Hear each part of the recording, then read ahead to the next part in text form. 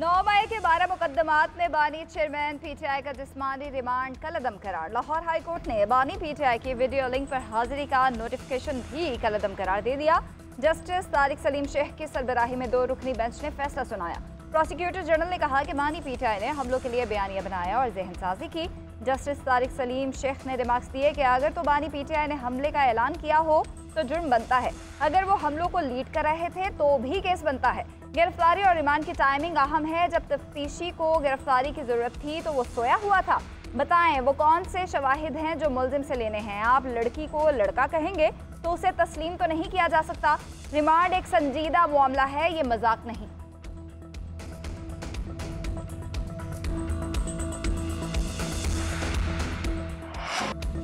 बनू में अमन अमान से मुतल्लिक एपेक्स कमेटी का इजलास। वज़ीर आला खैबर पख्तूनख्वा की ज़ेर सदारत इजलास में core commander Peshawar, IG, chief secretary की शिरकत। इजलास में 5 रुकनी जिरगा मेंबरान समेत दीगर आला हुकाम की भी शिरकत। बनू जिरगे के मुतालबात समेत सूबे में अमन अमान की सूरत हाल का जायजा। एपेक्स कमेटी में बनू जिरगा के मुतालबात पर भी गौर। अमन अमान से मुतल्लिक जिरगा वज़ीर आला हाउस में हुआ था। जिरगा अरकान ने अली अमीन गंडापुर के सामने मुतालबात रखे थे।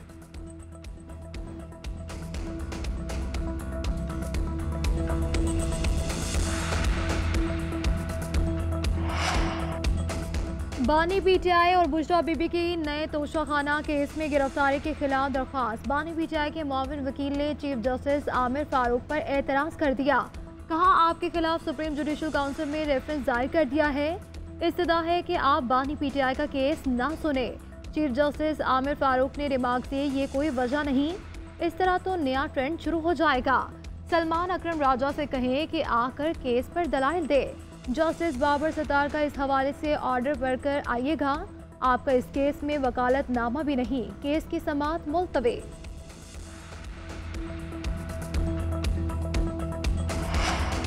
इस्लामाबाद की सेशन अदालत ने पीटीआई के जनरल सेक्रेटरी रऊफ हसन और दीगर 9 मुल्जिमान के जिस्मानी रिमांड में 3 रोज की तौसी कर दी। जुडिशल मजिस्ट्रेट मोहम्मद शब्बीर भट्टी ने महफूज फैसला सुनाया। FIA ने 9 रोज़ा जिस्मानी रिमांड की इस्तदा की थी। प्रोसिक्यूटर ने कहा कि पैसे लेकर ये लोग व्हाट्सएप ग्रुप चला रहे हैं, बैरून मुल्क से भी लोग शामिल हैं।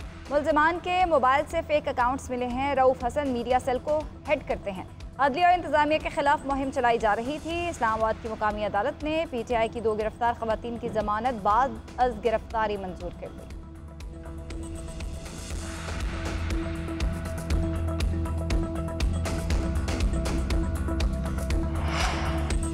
बानी पीटीआई को मिलिट्री कस्टडी में देने के खदशे पर लाहौर हाई कोर्ट में दरख्वास्त दायर। बानी पीटीआई ने बैरिस्टर सलमान सफदर के तवस्सुस से दरख्वास्त दायर की।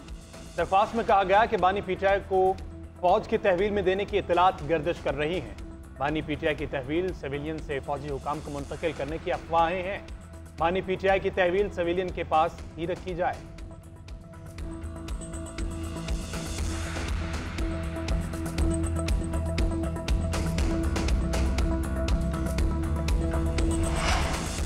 पीटीआई को मखसूस नशिस्तें देने के हवाले से इलेक्शन कमीशन का अहम इजलास। इलेक्शन कमीशन की कानूनी टीम की सुप्रीम कोर्ट के फैसले पर अमल दरामद से मुतालिक रिपोर्ट पेश कर दी गई। कानूनी टीम हुकाम को फैसले पर कानूनी इबहम से मुतालिक ब्रीफिंग पर शेड्यूल। इबहम दूर करने के लिए सुप्रीम कोर्ट से रुजू बारे भी हतमी फैसला किया जाएगा। इजलास में 77 मखसूस नशिस्तों पर अरकान को डी नोटिफाई करने के हवाले से भी फैसला मुतवक्के।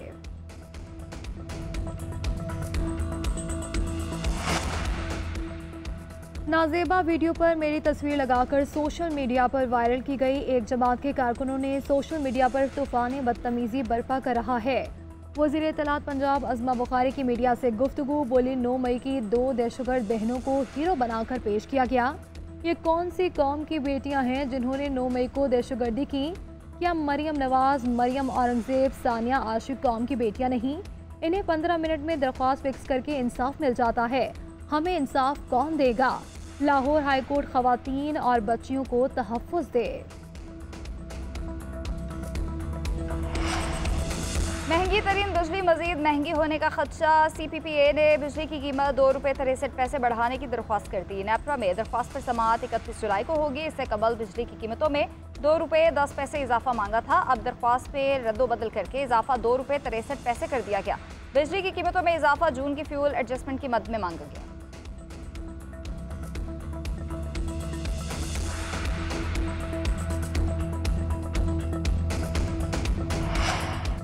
IMF एग्जीक्यूटिव बोर्ड का इजलास आइंदा माह के वस्त में होने का इम्कान। पाकिस्तान के लिए $7 अरब कर्ज प्रोग्राम की मंजूरी दी जाएगी। कर्ज के लिए स्टाफ लेवल मुज़ाकरात 12 जुलाई को मुकम्मल हो गए थे। IMF ने बरामदात बढ़ाने के लिए माशी टीम से प्लान तलब कर लिया। रिपोर्ट में कहा गया कि खित्ते के दीगर ममालिक की निस्बत पाकिस्तान बरामदात बढ़ाने में इंतहाई कमजोर मुल्क है। पाकिस्तान को टेक्सटाइल एग्रीकल्चर प्रोडक्ट्स के अलावा दीगर शोबों की बरामदात बढ़ाना होंगी। रिपोर्ट में अदायगियों पर पाबंदी, दरामदात के लिए टैरिफ और नॉन टैरिफ रुकावटें, एक्सचेंज रेट को बुनियादी वजूहात करार दिया गया। मकामी सनतों की पैदावार बढ़ाने और वैल्यू एडिशन के लिए जदीद टेक्नोलॉजी को अपनाना होगा।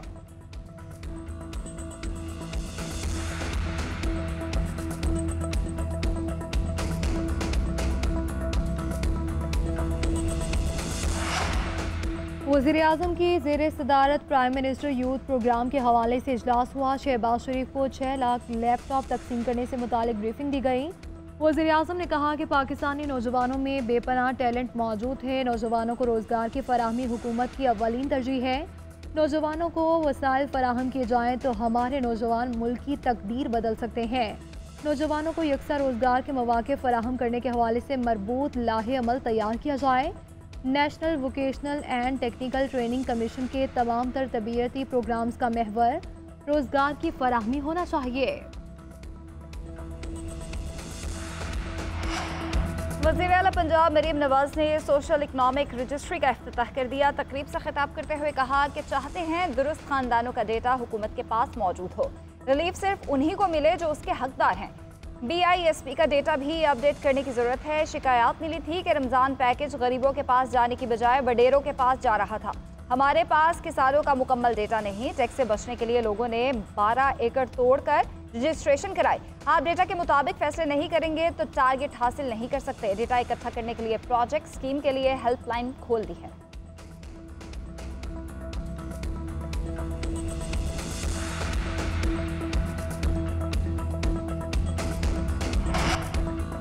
हुकूमत 31 अगस्त तक है, इसके बाद बड़ी सियासी तब्दीली आएगी। शेख रशीद ने एक बार फिर पेशगोई कर दी। कहते हैं इस हुकूमत का एक फैसला भी दुरुस्त साबित नहीं हुआ। PTI पर पाबंदी लगी तो सुप्रीम कोर्ट एक पेशी में ही उड़ाकर रख देगी। ये अदलिया से निपटने की बातें कर रहे हैं, इस बार अदलिया इन्हें रौंद डालेगी।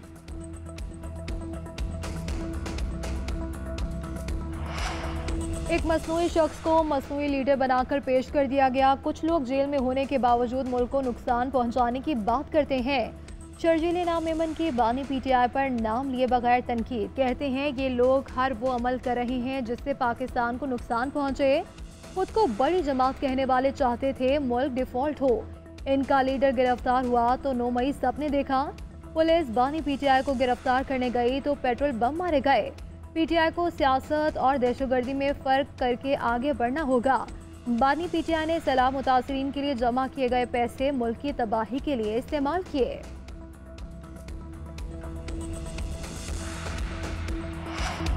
रुकन पार्लियामेंट अफजल खान का पुलिस तशद्दुद के वाक़े पर इजहार तशवीश। तहकीकात का मुतालबा। बॉक्सर आमिर खान का भी ट्वीट में मैनचेस्टर वाक़े पर इजहार अफसोस। पुलिस एहलकारों के पुरतशद्दुद रवैये को खौफनाक करार दे दिया। कहा मैनचेस्टर एयरपोर्ट पर जो कुछ हुआ वो इंतहाई अफसोसनाक है।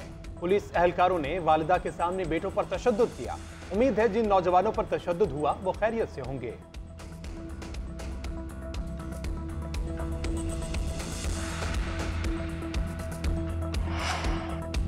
जर्मनी में पाकिस्तानी सिफारतखाने पर हमले और कौमी परचम उतारने का वाक़या। वफाकी काबीना के अरकान की जानिब से हुर्मत परचम मुहिम का आगाज़। वफाकी वज़रा ने पाकिस्तानी परचम की हमरा तस्वीर सोशल मीडिया पर जारी कर दी। नायब वज़ीर आज़म और वज़ीर ख़ारजा इसहाक़ डार, वफाकी वज़रा अवैस लगारी, अब्दुल अलीम खान, राना तनवीर, अता तारड़ समेत दीगर वज़रा ने पैगामात भी तहरीर किए। वफाकी वज़ीर इत्तलात ने कहा कि सियासी कारकुन, सहाफ़ी, दानिश्वर, असातिज़ा, वकला और पाकिस्तानी नौजवान हुर्मत परचम मुहिम का हिस्सा बने। पाकिस्तान का परचम हमारी कौमी शनाख्त और ख़ुद मुख्तारी की अलामत है। अगस्त पाकिस्तान की आज़ादी का महीना है। हुर्मत परचम की इस मुहिम को जारी रखेंगे। अमेरिका स्टॉक एक्सचेंज में रिकॉर्ड कमी। S&P इंडेक्स में 2.3% कमी हो गए। टेक स्टॉक में 2022 के बाद 3.6 की कमी हुई। माहिरीन के मुताबिक अमेरिका स्टॉक एक्सचेंज में ये 2022 के बाद सबसे बड़ी कमी है।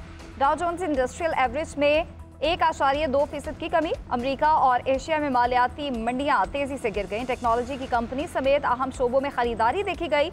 मसनूई जहानत AI ने खास तौर पर सख्त नुकसान पहुंचाया।